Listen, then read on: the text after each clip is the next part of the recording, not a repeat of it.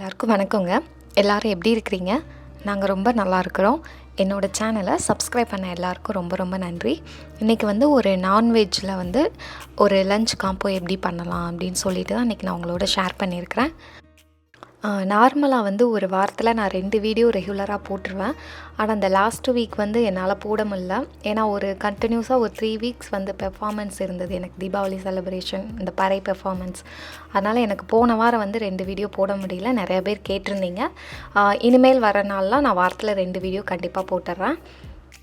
இந்த வீடியோ பார்த்திங்கன்னா வீக் டேஸில் எடுத்தது. காலையில் ஹரிக்கு வந்து ஸ்கூலுக்கெல்லாம் ரெடி பண்ணிவிட்டு நான் வந்து பணியாரமும் கருப்பட்டி பாகும் பண்ணியிருந்தேன். அது வந்து அவங்களுக்கு பசங்களுக்கு நல்லா சாப்பிடுவாங்க 2 பேருமே. அதனால் அன்றைக்கி அது ஈஸியாகவும் பண்ணிடலாம்.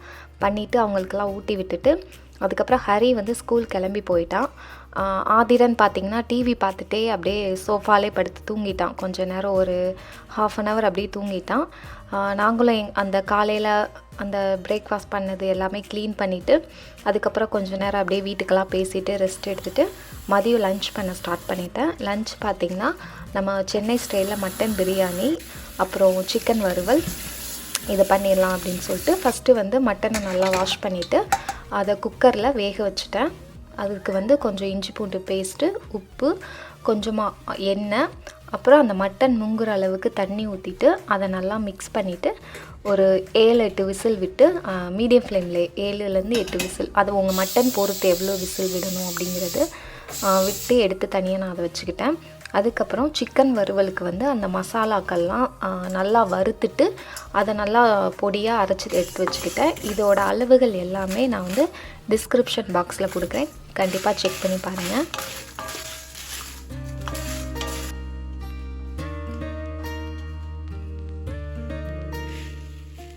ஃபஸ்ட்டு வந்து பிரியாணிக்கு 2 வெங்காயம், மீடியம் சைஸ் வெங்காயத்தை இந்த மாதிரி ஸ்லைஸாக கட் பண்ணி தனியாக எடுத்து வச்சுக்கிட்டேன். ஒரு பெரிய பாத்திரத்தில், ஏன்னா தம் பிரியாணி மாதிரி தான் பண்ண போகிறோம், கடலெண்ணெய் வந்து ஒரு 1/2 கப் ஊற்றிட்டு அதில் வந்து பட்டை, கிராம்பு, ஏலக்காய் இதெல்லாம் போட்டதுக்கப்புறமா நம்ம கட் பண்ணி வச்சுருக்கிற வெங்காயத்தையும் சேர்த்துட்டு தேவையான அளவு உப்பு போட்டுட்டு அதை நல்லா மிக்ஸ் பண்ணி விட்டுக்கிட்டேன்.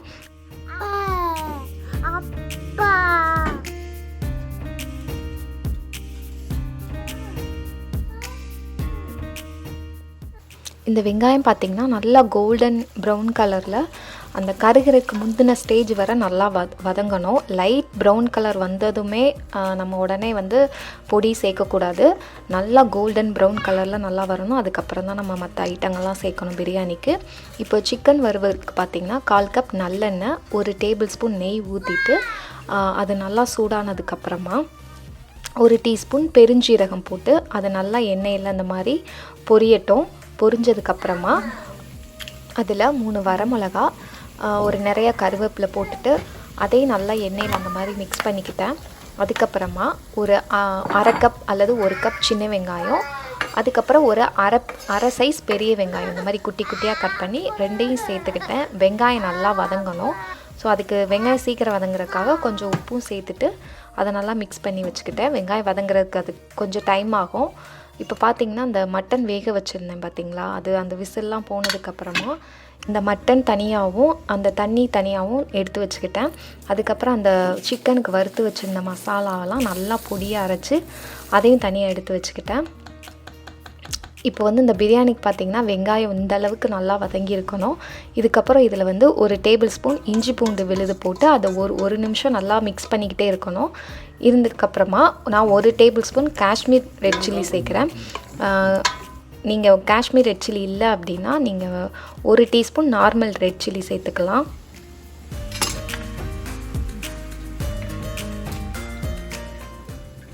இப்போது இதில் ஒரு கை நிறையா கொத்தமல்லி, அதுக்கப்புறம் கை நிறையா புதினா இலை இருக்குது பார்த்திங்களா, அதை போட்டுட்டு அது நல்லா சுருண்டு வரணும். அந்த அளவுக்கு அந்த வெங்காயத்தோடு நல்லா வதக்கி விட்டுக்கிட்டேன். அதுக்கப்புறம் 2 தக்காளியை நான் கட் பண்ணி எடுத்துக்கிட்டேன். எவ்வளோ வெங்காயம் சேர்க்குறோமோ அவ்வளோ தக்காளி சேர்க்கணும் பிரியாணிக்கு. இப்போ வந்து இதில் வந்து ஒரு டேபிள் ஸ்பூன் அளவு நல்லா கட்டி தயிர் சேர்த்துட்டு அதையும் நல்லா மிக்ஸ் பண்ணி விட்டுக்கிட்டேன். அப்புறம் காரத்துக்கு வந்து நான் வந்து ஒரு 4 பச்சை மிளகாவை அந்த மாதிரி 2 கட் பண்ணி அது இந்த ஸ்டேஜில் சேர்த்திங்க அப்படின்னா நல்லாயிருக்கும், கொஞ்சம் ஃப்ளேவராக இருக்கும் பச்சை மிளகா ஃப்ளேவர். ஒருவேளை நீங்கள் காரத்துக்கு அந்த காஷ்மீர் ரெட் சில்லிக்கு பதிலாக நார்மல் ரெட் சில்லி பவுடர் சேர்த்துருந்திங்கன்னா பச்சை மிளகா வந்து 2 சேர்த்துக்கோங்க. இந்த சிக்கன் வறுவலுக்கு வெங்காயம் நல்லா வதங்கினதுக்கப்புறமா 1 டேபிள் ஸ்பூன் இஞ்சி பூண்டு விழுது போட்டுட்டு அதோட பச்சை வாசனை போகிற வரை வதக்கி விட்டுட்டேன். அதுக்கப்புறம் 3 டேபிள் ஸ்பூன் வந்து நம்ம அரைச்சி வச்சுருக்கோம் இல்லையா, அந்த மசால் பொடி போட்டுட்டு சிக்கனை நல்லா வாஷ் பண்ணி அதையும் சேர்த்துட்டு அதுக்கப்புறம் மசால் வேணும் அப்படின்னா நம்ம எக்ஸ்ட்ரா சேர்த்துக்கலாம். நான் அதுக்கப்புறமும் ஒரு 2 டேபிள் ஸ்பூன் சேர்த்துக்கிட்டேன். மொத்தமாக 5 டேபிள் ஸ்பூன் மசாலா சேர்த்துக்கிட்டேன். இப்போ இதில் வந்து நான் தண்ணி எதுவுமே விடலை. தேவையான அளவு உப்பு போட்டுட்டு மீடியம் ஃப்ளேம்லேயே நான் வந்து ஒரு மூடி போட்டு மூடி வச்சிட்டேன். ஏன்னா சிக்கன்லேருந்து நமக்கு தண்ணி நிறையா வரும், அதுலேயே அந்த சிக்கன்லாம் குக் ஆயிரும். அந்த சிக்கன் வறுவல் பார்த்திங்கன்னா இது நம்மளாம் மசாலா அரைச்சி பண்ணால் தான் ரொம்ப நல்லாயிருக்கும். இது நார்மல் ரச சாதம், வெறும் ரச சாதத்துக்கு வச்சு சாப்பிட்டாலே ரொம்ப ரொம்ப நல்லாயிருக்கும். கண்டிப்பாக ட்ரை பண்ணுங்கள்.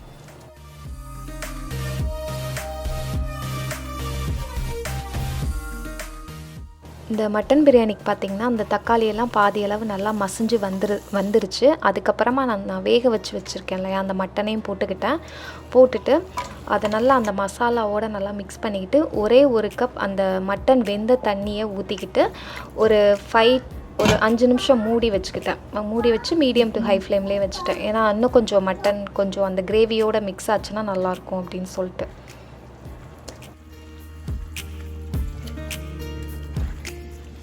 இந்த சிக்கன் வறுவலுக்கு பார்த்திங்கன்னா பாதி சிக்கன் நல்லா வெந்ததுக்கப்புறமா ஒரு நல்லா கை நிறைய கருவேப்பிலை எடுத்து இந்த டைமில் சேர்த்துக்கிட்டோம் அப்படின்னா அந்த கருவேப்பிலை ஃப்ளேவர்லாம் சிக்கனில் இறங்கி ரொம்ப நல்லாயிருக்கும். இப்போ இந்த மட்டன் பிரியாணிக்கு பார்த்திங்கன்னா 5 மினிட்ஸ் ஆனதுக்கப்புறம் நான் ஃபஸ்ட்டே அரிசி ஊற வச்சுக்கிட்டேன். 2 கப் அரிசி, மெஷரிங் கப்பில் 2 கப் அரிசி. அந்த அரிசியை ஃபுல்லாக தண்ணியெல்லாம் நல்லா வடிகட்டிட்டு அரிசியை மட்டும் சேர்த்துட்டு அதை நல்லா மிக்ஸ் பண்ணிவிட்டு தேவையான அளவு உப்பு போட்டுக்கிட்டேன். அதுக்கப்புறமா அந்த மட்டன் வேக வச்ச தண்ணி இருக்குது பார்த்திங்களா, அது வந்து ஒரே 1 கப் ஊற்றிக்கிட்டேன். எக்ஸ்ட்ரா வந்துட்டு ஒரு அரை கப் தண்ணி ஊற்றிருக்கிறேன். ஆக மொத்தம் அந்த அரிசி மட்டன் எல்லாம் இந்த மாதிரி முங்கி மேலே கொஞ்சமாக தண்ணி இருக்கணும், இந்த அளவுக்கு தான் ஊற்றணும். நான் வந்து மொத்தம் 2.5 கப் தண்ணி ஊற்றிக்கிட்டேன். லாஸ்ட்டாக உப்பு இதெல்லாம் செக் பண்ணி பார்த்துட்டு ஒரு மூடி வச்சுட்டு மீடியம் டு ஸ்லோ ஃப்ளேம்லேயே தம் போட்டுட்டேன். அவ்வளோதான். அது ஒரு 15லேருந்து 20 நிமிஷத்துலேயே நமக்கு பிரியாணி ரெடி ஆயிரும்.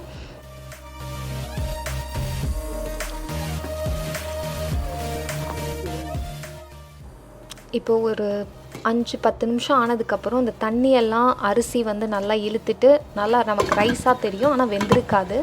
இந்த ஸ்டேஜில் வந்து கம்ப்ளீட்டாக லோ ஃப்ளேமில் வச்சு அந்த அரிசி வேகிற அளவு விட்டுறணும். உங்களுக்கு அது பார்த்தாலே தெரியும், ஒரு 15 நிமிஷத்துலேயே அடுத்து ரெடி ஆயிரும்.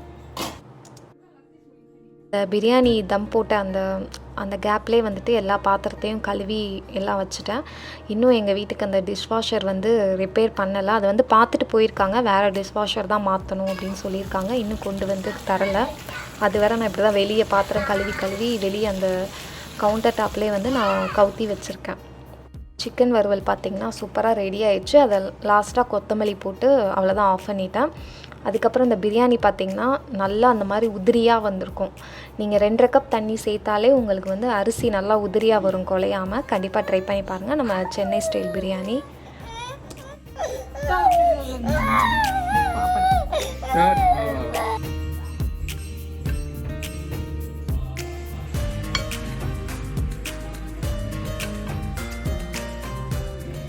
அப்புறம் ஹரியும் ஸ்கூல்லேருந்து வந்துட்டான்.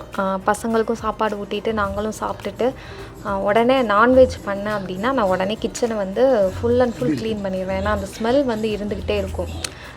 இங்கே ஃபுல் அண்ட் ஃபுல் க்ளோஸ் பண்ணி தான் இருக்கும் வீடு, ஜன்னல் எதுவும் இருக்காது இல்லையா, அதனால் அந்த வீட்டுக்குள்ளேயே சுற்றிக்கிட்டு இருக்கிற மாதிரி இருக்கும்.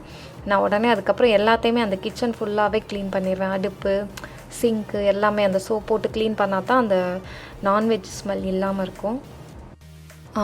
இப்போது 2 வீடியோவில் நான் வந்து யார் பேர் அப்புறம் பர்த்டே விஷ் எதுவுமே பண்ணலை.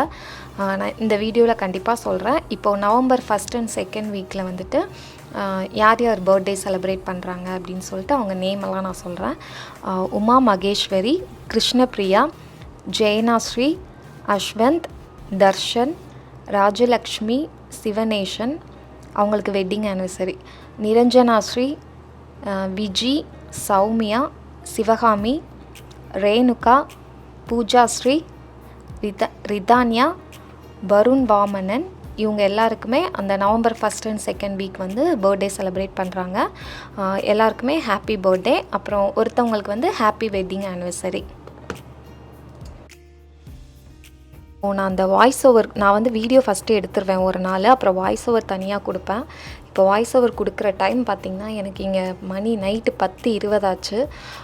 வீடியோ வேறு ரிலீஸ் பண்ண ரொம்ப லேட் ஆகுது இல்லையா, அதனால் இப்போ நைட்டே உட்காந்து வாய்ஸ் ஓவர் கொடுத்துட்டு எடிட் பண்ணிவிட்டு நைட்டே ரிலீஸ் பண்ணிடலாம் அப்படின்னு சொல்லிட்டு நாங்கள் பண்ணிகிட்ருக்கேன். நாளைக்கு காலையில் வேறு சீக்கிரம் எந்திக்கணும். எங்கள் வீட்டுக்காரங்க வந்து நாளைக்கு காலையில் மாலை போடுறாங்க ஐயப்பனுக்கு. அதனால் காலையில் எழுந்திரிச்சு அந்த ஐயப்பனுக்கு பிரசாதம், அப்புறம் காலைல 3 பேர் சேர்ந்து மாலை போடுறாங்க. இங்கே ஃப்ரெண்டு ஒருத்தவங்க வீட்டில் வச்சுட்டு, ஸோ அவங்களுக்கு எல்லாருக்குமே டிஃபன் பொங்கல் எல்லாம் பண்ணலாம் அப்படின்னு சொல்லிட்டு நினச்சிருக்கேன். என்னால் முடிஞ்சுன்னா நான் கண்டிப்பாக அந்த டே வந்து நான் எப்படி மாலை போட்டாங்க, நான் என்ன சமையல் பண்ணேன் அப்படின்னு சொல்லிட்டு நான் வீலாக் எடுக்கிறேன். நிறைய பேர் கேட்குறீங்க, நீங்கள் எப்படிக்கா இவ்வளோ நீட்டாக வச்சுக்கிறீங்க, இவ்வளோ வேலை பார்க்குறீங்க அப்படின்னு சொல்லிட்டு. எனக்கு ஃபஸ்ட்லேருந்தே கல்யாணம் ஆன புதுசுலேருந்தே நான் வந்து வீடு இந்த மாதிரி நீட்டாக வச்சு பழகிட்டேன். எனக்கு அது வீடு நீட்டாக இருக்கிறது ரொம்ப பிடிக்கும். மேக்ஸிமம் நைட்டு பார்த்திங்கன்னா நான் இந்த சிங்கில் வந்து எதுவுமே இருக்காது. எனக்காவது முடியலை அப்படின்னு சொன்னால் தான் இருக்கும். அதுவும் வருஷத்தில் வந்து மேக்ஸிமம் 3 times 4 times தான் அந்த மாதிரி ஆகும். பாத்திரம் விளக்காமல் இருக்கும் நைட்டு. மற்றபடி எல்லா நாளும் நான் விளக்கி வச்சுருவேன். அது மாதிரி எங்கள் வீட்டுக்காரங்க இருக்காங்க இல்லையா, எங்கள் வீட்டுக்காரர் நிறையா பேர் சொன்னீங்க வீட்டுக்காரர்னு சொல்லுங்கள் அப்படின்னு சொல்லிட்டு. எங்கள் வீட்டுக்காரருக்கு வந்து என்னோட அப்படியே ஆப்போசிட். சுத்தமாக வச்சுக்க மாட்டார். காலைல டீ போடுவார், ஆனால் அது ஃபுல்லாக பொங்க விட்டுருவார். அதை நான் டெய்லி வந்து நான் தான் திரும்ப இந்த ஸ்டவ் வந்து டெய்லி தொடச்சிட்டு இருப்பேன். அவர் பொங்க விட்டுருவார். கண்டிப்பாக டெய்லி பொங்க விட்டுட்டு அப்புறம் நான் அதை உட்காந்து க்ளீன் பண்ணிகிட்டு இருப்பேன். ஸோ ஒருத்தர் அப்படி இருந்தால் ஒருத்தர் வீட்டில் எப்படி இருந்தால் தான் வீடும் நல்லாயிருக்கும். இந்த மாதிரி தான் என்னோடய க்ளீனிங் ரொட்டீன்லாம் போகும். நான் தனியாக ஒரு வீடியோ கண்டிப்பாக போடுறேன், என்னோடய ஃபுல் வீடு இதெல்லாம் எப்படி நான் க்ளீன் பண்ணுறேன் அப்படின்னு சொல்லிட்டு. அப்புறம் சில பேர் கேட்டிருந்தீங்க, நீங்கள் யூஎஸில் வந்துட்டு தமிழ் ஆட்கள் நிறையா இருக்கிறாங்களாக்கா, எப்படி இருக்காங்க, எப்படி பழகுவாங்க அப்படின்னு கேட்டிருந்தீங்க. இங்கே நாங்கள் இருக்கிற ஒரு சான் ஆண்டோனியோவில் நிறையா இந்தியன் பீப்புள்ஸ் நிறையா பேர் இருக்கிறாங்க.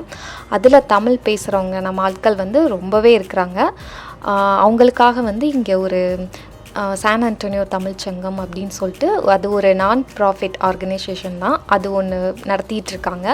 ஸோ நம்ம என்னென்ன செலிப்ரேட் பண்ணுவோமோ அது எல்லாமே அவங்களும் செலிப்ரேட் பண்ணுவாங்க. அந்த கல்ச்சுரல்ஸ் ப்ரோக்ராம்லாம் சின்ன பசங்கள்லேருந்து பெரியவங்க வர டான்ஸ் ப்ரோக்ராம் எல்லாமே இருக்கும். அவார்ட் கொடுப்பாங்க. தமிழ் ஸ்கூல் இருக்குது இங்கே. வீக்லி 1 day வந்து இங்கே தமிழ் ஸ்கூலில் வந்து பசங்களுக்கு தமிழ் சொல்லி கொடுப்பாங்க. ஸோ எல்லாமே வந்து இங்கேயும் இருக்கும் நம்ம ஊரில் இருக்கிற மாதிரி. இப்போ ரீசெண்டாக இந்த தீபாவளி வந்து இந்த லாஸ்ட்டு வீக்கெண்ட் வந்து எனக்கு பெர்ஃபார்மன்ஸ் நடந்தது. அதுலேயும் பறை டான்ஸ் பண்ணியிருந்தேன். நான் ஃபஸ்ட் டைம் பண்ணியிருந்தேன். எனக்கும் ஒரு அவார்டு கொடுத்துருந்தாங்க. நான் கண்டிப்பாக இனிமேல் வர வீடியோவில் அந்த டான்ஸ் பெர்ஃபார்மன்ஸ் அது மாதிரி நாங்கள் அங்கே நைட்டு வந்து நம்ம ஊரில் மாதிரி அந்த பந்தி பரிமாறி வாழையில போட்டு அது எல்லாமே சூப்பராக பண்ணியிருந்தாங்க. அந்த வீடியோவை நான் உங்களோட ஷேர் பண்ணுறேன். இன்றைக்கி நான் பண்ண அந்த மட்டன் பிரியாணியும் சிக்கன் வறுவலும் கண்டிப்பாக ட்ரை பண்ணி பாருங்கள். இதுக்கப்புறம் நான் நான்வெஜ் சமைக்க மாட்டேன். ஃபுல்லாக எங்கள் வீட்டில் வெஜ்ஜு தான். எங்கள் வீட்டுக்காரங்க மாலை போடுறதுனால.